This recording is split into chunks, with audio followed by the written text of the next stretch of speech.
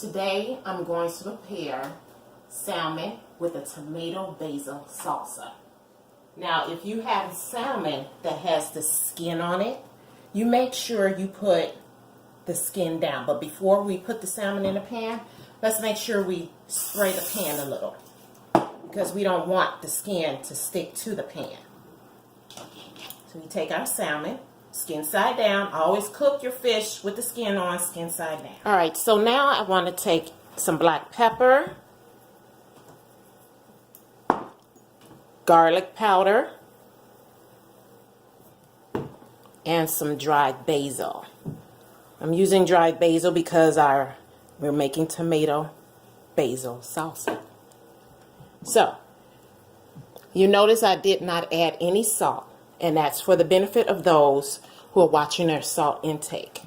But I've added so many other herbs, the garlic, the black pepper, and the basil, which is going to add that extra flavor.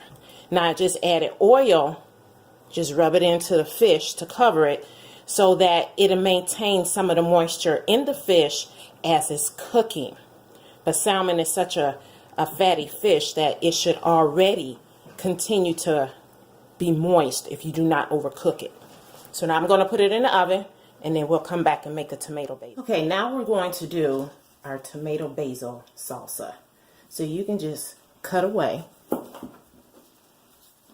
know, the little top part. Hold the flat side down so it won't roll away. Also, I'm using Roman tomatoes because they don't have a lot of seeds. But the little bit of seeds they do have, you can just easily just take out some of the seeds. And I'm only doing this because I don't want the salsa to be too soupy. So, I'm going to cut tomato. We're going to dice it up. Remember, when you're cutting, you want to make sure your hand that you're holding it, your fingers are curled. You don't want to cut fingertips.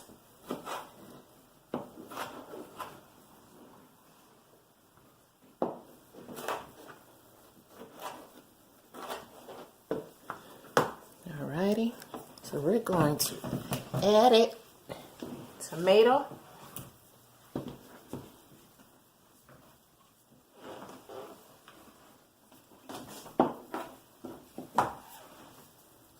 And I have some red onion that are already cut up.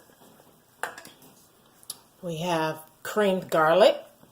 And you can cream your garlic by you take a clove of garlic and you can slice it up and smash it with your knife, just like that.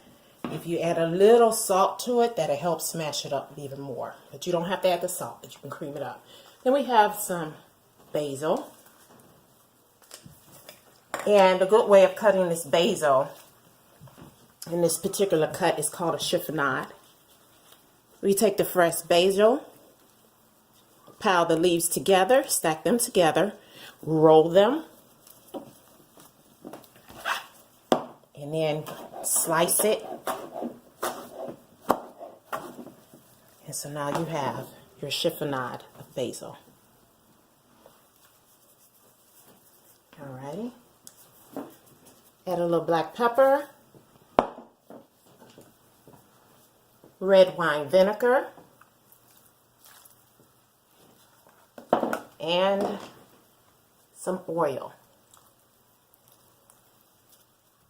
Now you can use olive oil. Olive oil will give it a little more flavor. Or you can just, if you don't have olive oil, you can use regular vegetable oil, canola oil, and then we'll just mix it all together. I have my gloves on, so it's okay to mix it in my hand. But again, I'm not using any salt. It is optional, or if you want to use a little salt, you can.